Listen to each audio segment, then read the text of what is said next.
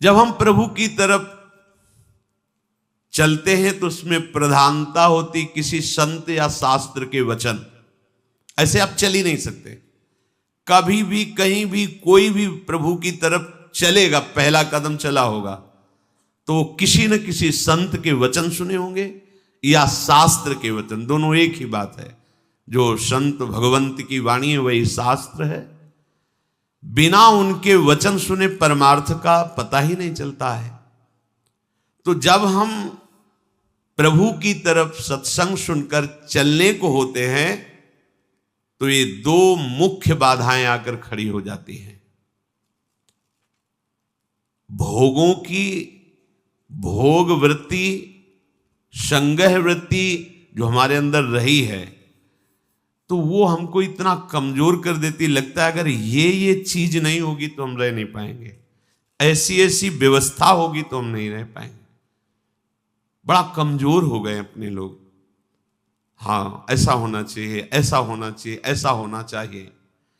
भोगों का भोक्ता और भोगों के संग्रह युक्त स्वामी भाव। मेरे पास इतनी खेती, इतना बैंक बैलेंस, इतना परिवार, ऐसा ऐसा, और देखो हमारी दिनचर्या में ऐसा चलता है, हम ये खाते रहें, ऐसे करते रहें, ऐसे, और ये सब होता रहा है। अगर हमें भजन मार्ग में तो ये सुविधा चाहिए, ऐसा ऐसा।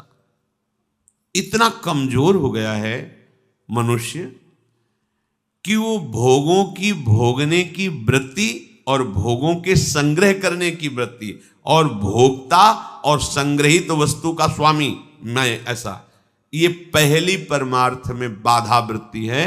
और ये प्रायः हम सब बड़ी खुशी से बाधा लिए चल रहे हैं। देखो ये बड़ा सूक्ष्म, चूंकि देखो अध्यात्म है, अध्यात्म तो जगत से बिल्कुल ऐसे है। कोई बड़े भाग्यशाली जन होते हैं जो सुनना चाहते हैं, उनसे भी बड़े भाग्यशाली जन होते हैं जो चलना चाहते हैं, उनसे भी बड़े भाग्यशाली जन जो चल रहे हैं, उनसे भी बड़े भाग्यशाली हैं जो महत्व रखकर चलते हुए उसका अनुभव कर रहे हैं। जो अनुभव कर लिए तो सातरति सातरति सा लोकान तारयति, वो स्वयं तर जाते हैं, स्वयं तर जाते हैं, लोगों को तार देते हैं। ये उल्टी बुद्धि लेकर जब परमार्थ में चला जाता है तो थोड़े ही समय में वो परमार्थ से विमुख हो जाता है। भोगों की भोगने की सुख बुद्धि और भोगों के संग्रह की और उसके स्वामित्व का भाव, जहां अंदर वृत्ति लिए थे वहीं पहुंच गए। ऐसे पूरा जीवन करने पर भी परमार्थ पथ नहीं मिलता और कहने लगते कि हमें 50 वर्ष हो गए परमार्थ में चलते। ये बात समझ लेना, परमार्थ पथ एक कदम भी चलोगे तो तुम्हें इतना स्वस्थ और मजबूत बना देगा कि तुम्हें कोई परास्त नहीं। एक कदम, अरे 12 वर्ष में तो सिद्धि प्राप्त हो जाती है। किसी भी मंत्र को, किसी भी नियम को 12 वर्ष तक किया जाए तो सिद्ध हो जाता है, ऐसा संतों ने वर्णन किया है। पर हम ये कह रहे हैं कि 50 वर्ष भी आप लगा दीजिए, अगर ये दो भाव आपके सुधरे नहीं तो कुछ समझ में नहीं आएगा आपको। आपको याद होगा हित धाम में एक समय शाम टाइम लगभग 75 वर्ष के विरक्त भेष के महात्मा ने एक प्रश्न किया था कि मैं किसी ऐसी आदत से परेशान हूं जो आज 75 वर्ष का हूं, फिर भी मुझे वो करना होता है। अब क्या करूं, अब तो मरने का समय आ रहा है। मुझे आश्चर्य नहीं, सर्वाश्चर्य हुआ। पूरा जीवन भगवत मार्ग में चलने का प्रमाण देने वाला कि मैं भगवत मार्ग का पथिक हूं, 75 वर्ष की अवस्था में वो अपनी उस वृत्ति को नहीं छोड़ पाया जो भगवान से विमुख करती है। अब कहीं डींग अपने लोग हाँक सकते हैं कि इतने वर्ष हो गए परमार्थ। शरीर का समय व्यतीत करना कोई परमार्थ का मार्ग तय कर लेना नहीं है। विवेक के द्वारा भोगों का त्याग करके निरंतर परमात्म चिंतन, ये परमार्थ का मार्ग है। आप चल के इस पे देखो कैसा अनुभव। लोग समय व्यतीत करते हैं भोग चिंतन, भोग स्वामित्व में, और वर्णन कर देते हैं कि इतने वर्ष हो गए हमको परमार्थ में चलते हुए। दंभ कभी सत्य वस्तु का अनुभव नहीं कराता, नाटक कभी सच्चिदानंद रस का अनुभव नहीं कराता। भगवत रसिक जी कह रहे हैं, बिन विवेक वैराग्य भक्ति बिनु सत्य न एको मानो। बिना विवेक और वैराग्य और प्रेम भक्ति के उसकी एक भी बात सत्य नहीं मानना है, कोई भी हो, कितनी भी अवस्था का हो। ऐसा जरूरी नहीं कि कोई कितनी भी अवस्था का वयोवृद्ध या कोई, उसकी बात हमें माननी ही है, सुननी है, ऐसा नहीं। भगवान सुखदेव जी 16 वर्ष की अवस्था के हैं, जे ही गंगा की रीति पर चरण पधराते हैं। परीक्षित जी अनशन व्रत लिए बैठे हुए, आमरण अनशन, बड़े बड़े महापुरुष बैठे हुए हैं। श्री सुखदेव जी के पिता पितामह आदि सब बैठे हुए हैं। जे ही देखा दिगंबर वेश, शरीर की शुद्धि नहीं, श्री कृष्ण प्रेम में मतवाले सब खड़े हो गए थे।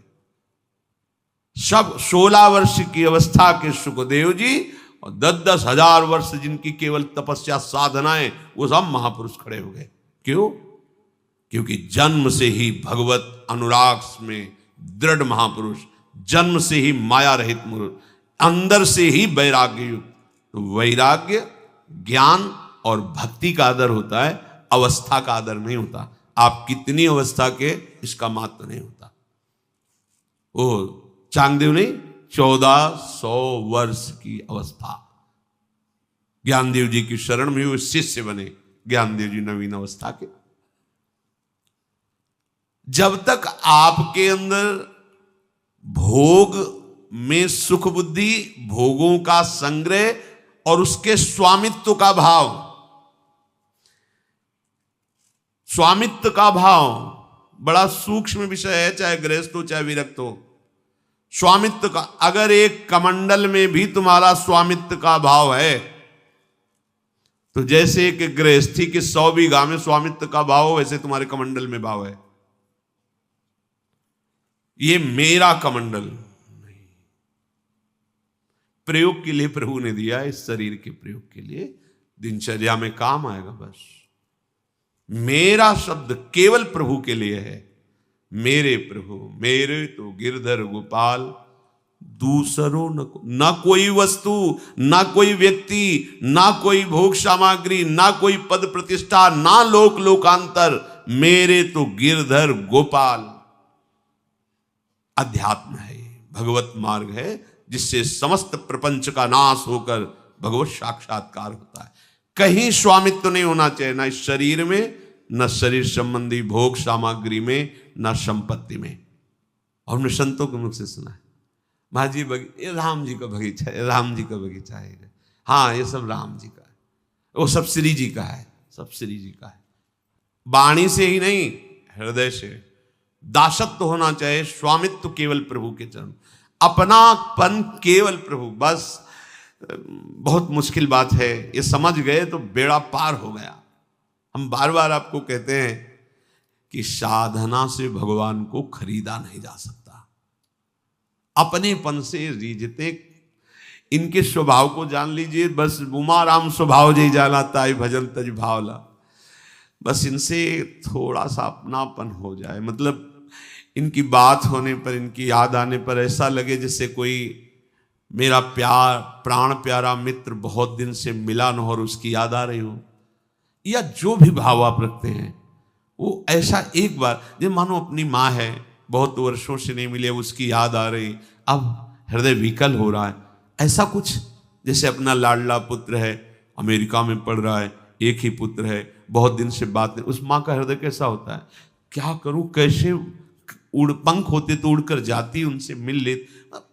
जैसे पतिव्रता पत्नी अपने पति के, किसी भी भाव से हमारा प्रभु के प्रति थोड़ा तो ऐसा हो जाए कि उनके लिए हमारे हृदय में कुछ होने लगे। पर विषयों के लिए होता है, प्रभु के लिए नहीं होता। ये क्यों नहीं होता?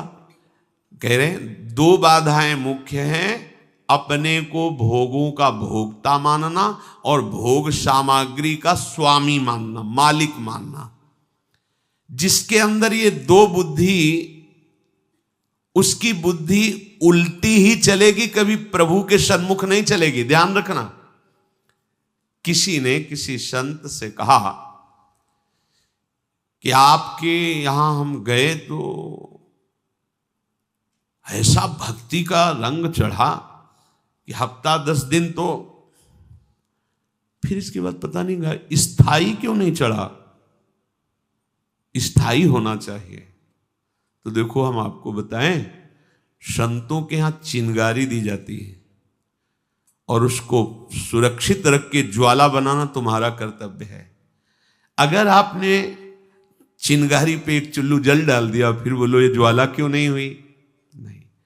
जहां तुम्हारे अंदर चिंगारी भी नहीं थी, वासना का साम्राज्य था, वहां जाते ही भक्ति की चिंगारी लग गई। अब तुम्हारा कर्तव्य है कि उस चिंगारी को ज्वाला रूप बनाना, नाम का जप, नाम का कीर्तन, लीला का गायन, प्रभु के भक्तों के चरित्रों का गायन, सुख देने की भावना से जीव जंतु पशु पक्षी सबकी सेवा की भाव। अभी देखो भक्ति रंग ले आएगी। अब यहां से गए और विषय चिंतन में, विषयों के खेल में तो शांत तो हो ही जाएगी। तो आपका लगता है स्थायी चमत्कार, हम गए और बस हमारा आज से पापाचरण में मन ही नहीं लगा और हम बस खूब भजन करके दिव्यता को प्राप्त हो गए, ऐसा कहीं नहीं। आप भजन कर रहे हो, संतों का संग मिलेगा, उसमें और रंग बढ़ेगा। आप भजन नहीं कर रहे हो, संतों का संग मिलेगा, भजन की तरफ झुकाव होगा। अब संभालना आपको है कि वो जो चिंगारी, वो जो झुकाव है, वो वेग से उधर दौड़ पड़े, कहीं कुसंग ना हो जाए, कहीं कोई गलत आचरण ना हो जाए, गलत चिंतन न बन जाए। ऐसा अगर होता तो भगवान फिर उपदेश अर्जुन को नहीं करते, क्योंकि स्वयं भगवान सर्व सामर्थ्यशाली सामने खड़े हुए हैं। जीव का परिवर्तन उपदेश, नाम, मंत्र स्वीकार करके उसमें लगने से होता है। अगर ऐसा होता कि संतजन मंत्र दे दिए और बस अब चमत्कार प्रकट, अब कोई काम नहीं, कोई क्रोम, तो भैया फिर ये जो जीवन लड़ते व्यतीत हो जाता है, ऐसा कैसे होता। बड़े बड़े सिद्ध महापुरुषों के चरणों का आश्रय लेने वाले बड़ी बड़ी लड़ाई जीते हैं, काम क्रोध लोभ मोह मद मत्सर, उन्हीं की कृपा से, उन्हीं के दिए हुए नाम मंत्र से, पर लड़ना पड़ा है। अब आप सोचो, जो आपके अंदर वेग आए वैसे भोग लिए और फिर भक्ति ज्वाला रंग लावे, ये सब बकवास है, ये सब व्यर्थ का चिंतन है। सो परत्र दुख पावई, सिर धुन धुन पछताए, काल ही कर्म ईश्वर ही मिथ्या दोष लगाए। उपासक जब तक कुसंग का त्यागी नहीं बनेगा, तब तक उसके हृदय में सत्संग की जो चिंगारी वो बुझ जाएगी, बुझती रहेगी। बोले हमको तो 10 साल हो गए सत्संग करते, पर पाई भर फर्क नहीं पड़ा। 10 साल सत्संग और 1 मिनट के लिए भी वृत्ति सत्संग की नहीं आई, कारण कुसंग। एक दिनचर्या बना ली, सत्संग सुने और वो भी दिनचर्या बना ली पापाचरण की, खान पान गलत, चिंतन गलत, व्यवहार गलत, आचरण गलत, नहीं आएगा रंग भाई। औषधि तभी रंग लाती जब परहेज सही हो। संगम न कुर्यादशताम शिष्णोदर त्रिपाम क्वचित, तस्यानुगस्त मस्यंधे पतंत्यंधानुगांधवत। जो स्त्री भोग को ही परम सुख समझते हैं, या विपरीत शरीर को, केवल रसेंद्री के ही चिंतन में रहते हैं। आज क्या खाया, क्या खाएंगे, कहां जाएं, कौन से होटल से मंगाएं, क्या दुनिया का, केवल भोग का चिंतन, इंद्रियों के, कैसे मैं उनको भोगूं, नवीन नवीन भोगों की चाट, चाहे रसेंद्री चाहे जनेन्द्री। बोले ऐसों का भूल करके भी संग नहीं करना चाहिए। हो जाता है एक, क्या होता है कि जब तक विरक्त महापुरुषों का संग नहीं होता तब तक साधुता समझ में नहीं आती। जो जैसे बड़े बड़े महापुरुष गंगा के, अरे निर्मल एकदम निर्विकार, देखते ही हृदय में जलन पैदा हो जाएगी, धिक्कार हमारे वैराग्य को इनके आगे। एक संत भगवान को अब कोई नाम और बदल गया उस स्थान का, उस समय नाम था घटिया घाट। तो रात्रि के माह पूष की सर्दी, जैसे गर्मियों में झीनी मार्किन, वही केवल ऐसे रोम रोम भाले की तरह सर्दी से खा, वयोवृद्ध शरीर। तो एक झोपड़ी में 5-6 संत भगवान ऐसे वो बैठे, बस नाम मंत्र चला, पूरा शरीर कांप रहा है, हृदय में बहुत जलन हुई। तुम्हारा तो जवान शरीर है, तुम सोचते हो हम बैरागी हैं मार्किन पहने, ये देखो इसे बैरागी कहते हैं। एक पतली सी लंगोटी, पतली सी ऐसे। महाराज नजदीक गए, महाराज जी आपका वृद्ध शरीर है ये तो। बोले भी नहीं, रात भर देखा, कांपते हुए लेटे भी नहीं, मंत्र जप कर रहे। ये है अध्यात्म, ये है वैराग्य। शरीर केवल कहने मात्र की नहीं कि मैं शरीर नहीं हूं, वो अनुभव कर रहे हैं मैं शरीर नहीं हूं। हम ये नहीं कहते कि चलो उस कोटि का, पर ऐसा भी नहीं है कि आप केवल रसेंद्री के लिए अच्छे अच्छे पदार्थ खाने को, जनेंद्री के भोगों का चिंतन, फिर तो मतलब बिल्कुल बिगड़ जाएगा। तो नवीन उपासक थे, थोड़ा कुछ शास्त्र स्वाध्याय किया, जब तक भगवदाकार वृत्ति या भगवत तत्व का अनुभव ना हो जाए तब तक समाज में नहीं उतरना चाहिए, क्योंकि समाज तो विशेष श्रद्धा भाव प्रस्तुत करेगा और उसको हजम करने के लिए आप में ज्ञान का पावर नहीं है, तो वो फिर मतवाला होकर स्वामित्व भाव में आ जाएगा। भाई बहुत सावधान, परमार्थ का पथ, अध्यात्म का पथ विवेक पूर्ण होकर के चलोगे तो कुछ ही दिनों में अनुभव हो जाएगा।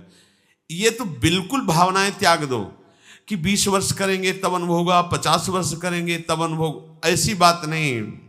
सच्ची बात कहते हैं, गुरु कृपा हो जाए तो एक श्वास लेके छोड़ने में जितना समय लगता है इतने में ब्रह्मबोध हो जाए। गुरु कृपा हो जाए, सच्ची कहते हैं ये, अब वो शब्द नहीं। जब करते करते हार जाता है उपासक, तब उसको सही मार्ग मिलता है जिससे भगवत साक्षात्कार होता है। नहीं तो जन्म जन्म लग जाते हैं, मार्ग नहीं मिलता अंदर का, वो देहाभिमान से सारी क्रियाएं। तो एक उपासक ऐसे ही शास्त्रों का स्वाध्याय किया और शुरू हो गया प्रवचन आदि। और आजकल अन्य युगों से ज्यादा श्रद्धा है, अन्य युगों से, सतयुग त्रेता द्वापर जो ये सब महान युग हैं उनसे ज्यादा कलयुग में श्रद्धा है।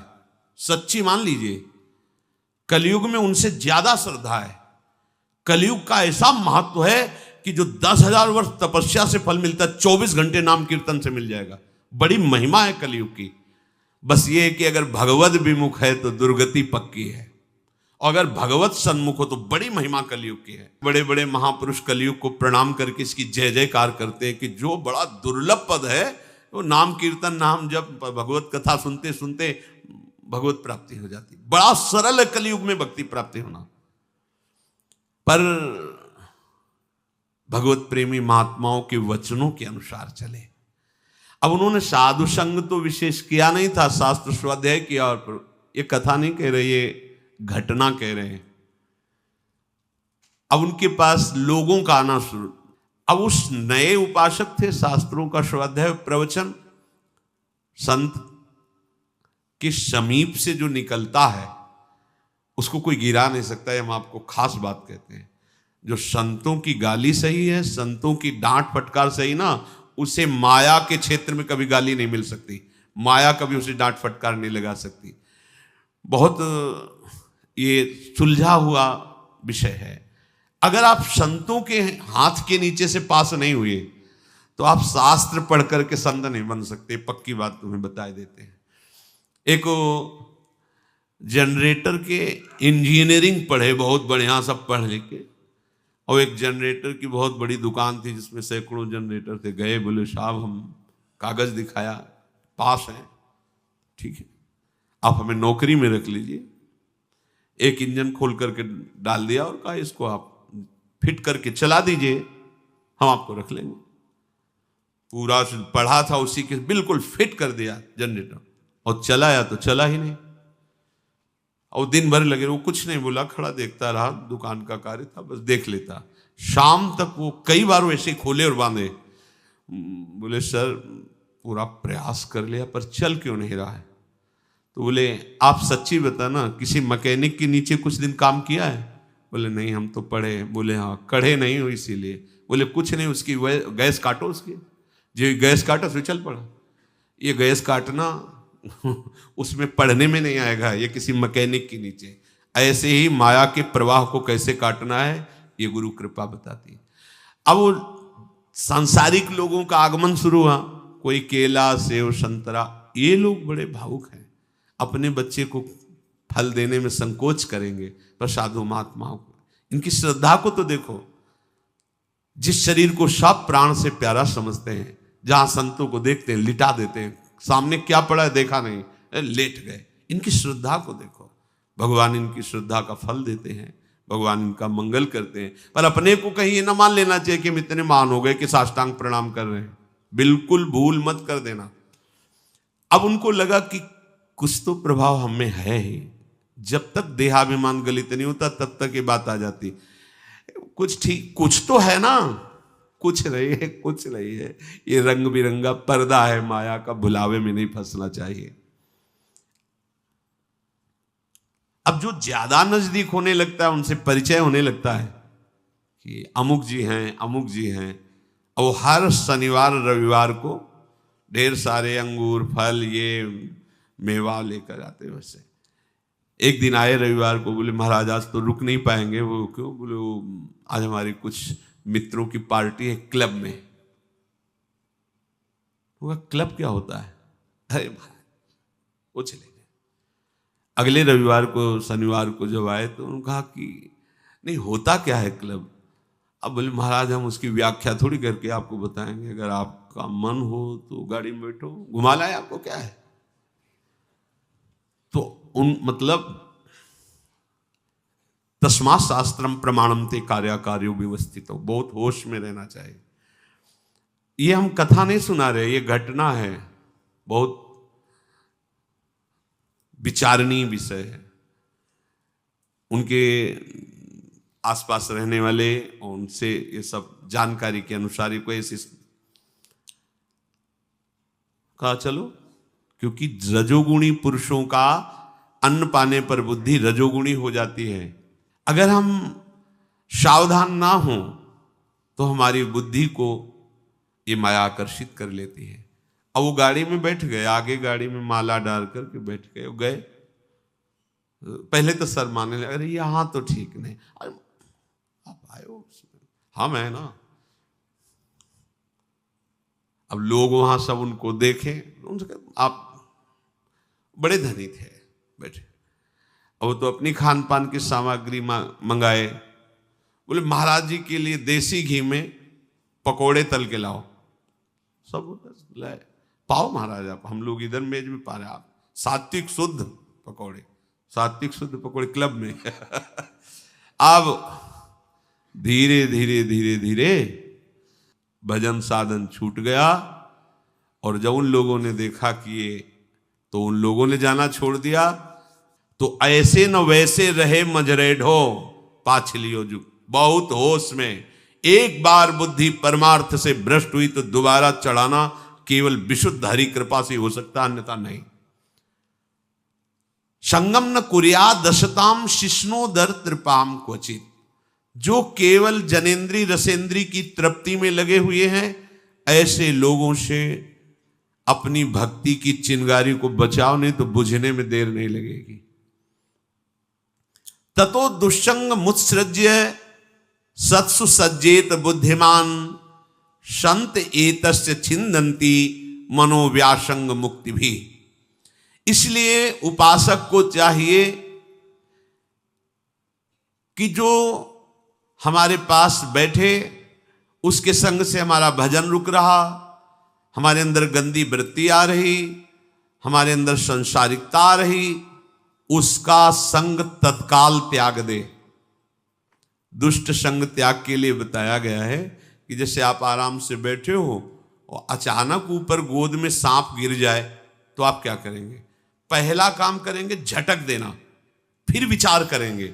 उसमें विचार करने की, जो भगवद विमुख वार्ता करता है, कोई भेष हो, इसमें मत सोचना कि वैष्णव अपराध लगेगा। कोई भी भेष हो, अगर आपके पास आ रहा है और उसके संग बैठने से आपके अंदर दुर्गुण बढ़ रहे हैं, दुर्वासना का खेल शुरू हो रहा है, गंदी बातें बोली जा रही, गंदा चिंतन प्रारंभ हो गया,